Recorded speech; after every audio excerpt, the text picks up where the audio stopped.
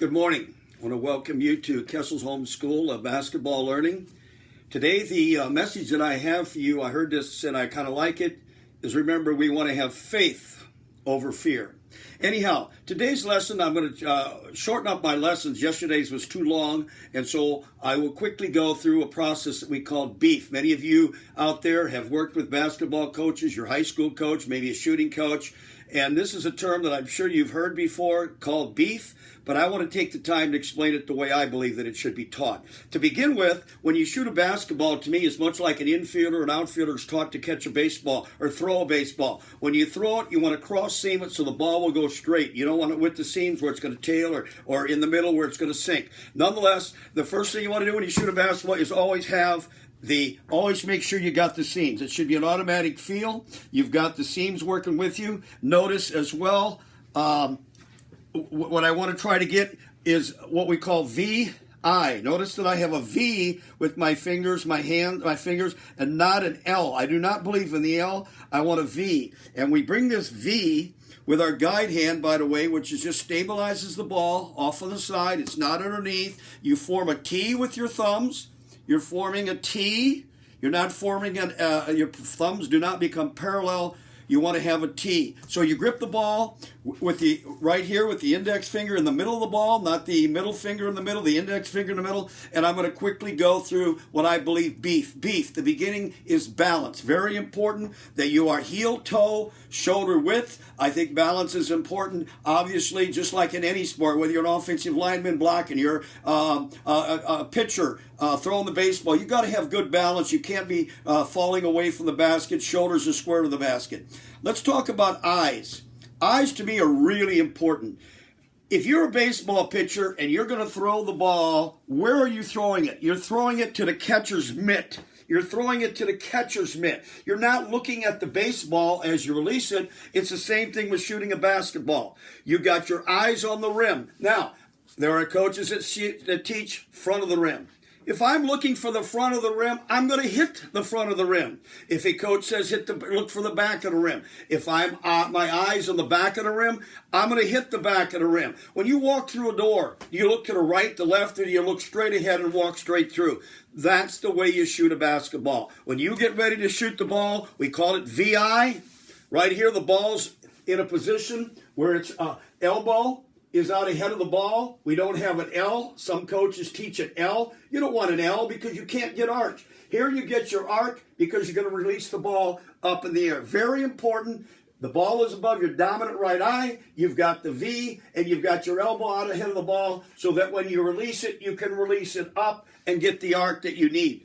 Now, so your eyes are on the entire circumference of the rim. Don't aim for the front of the rim. Don't aim for the back of the rim.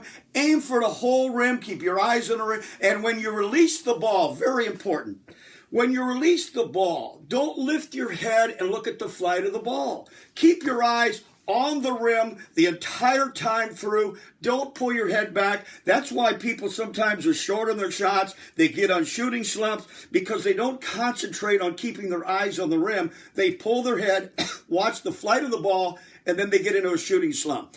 Elbow. I've already kind of talked about that a little bit. The elbow, shooting a basketball is like throwing a dart. When you throw a dart, you got a good shot line, you got your feet square, you got a dart right here. Everything's in a straight line with the dart in front of your dominant eye. And you got a straight line. You don't hold the dart here, you don't hold it here, you don't hold it here. It's the same with a basketball. Bring the basketball above your dominant right eye.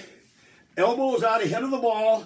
You've got a palm's length away from your dominant right eye, right here. You don't hold the ball here. We don't release it on the way up. We're going to release the ball right here. We're going to lift it, elbow out in front. I got a great shot line. I'm in a straight line to the basket.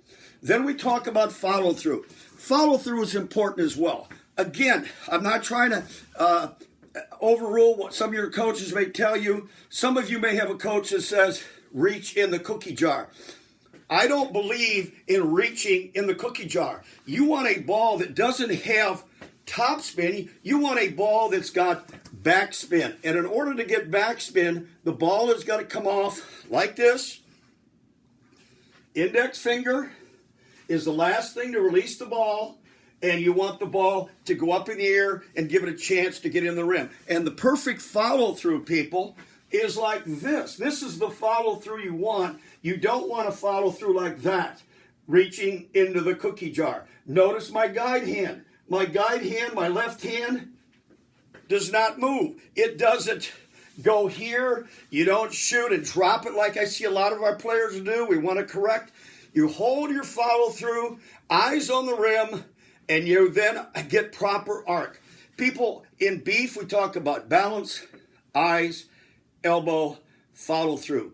I think the most important thing you can do to have a successful shot, I've said this at all the clinics, I spoke at a clinic with John Calipari, the Kentucky University head basketball coach, Kelvin Sampson, who followed Bobby Knight at Indiana at the time, now he's at Houston. And I was a shooting coach, and I said the most important thing you can have to have a successful shot is arch. The ball has got to be up in the air. As you know, the basketball rim is big enough that two basketballs, I don't have two, but two basketballs can go through at one time. I heard Coach Bobby Knight once say that it's like if you were to take your finger, and this is the rim, and you were to put it in front of your eye, and the eye was the basketball, what do you see? You see the front of your thumb.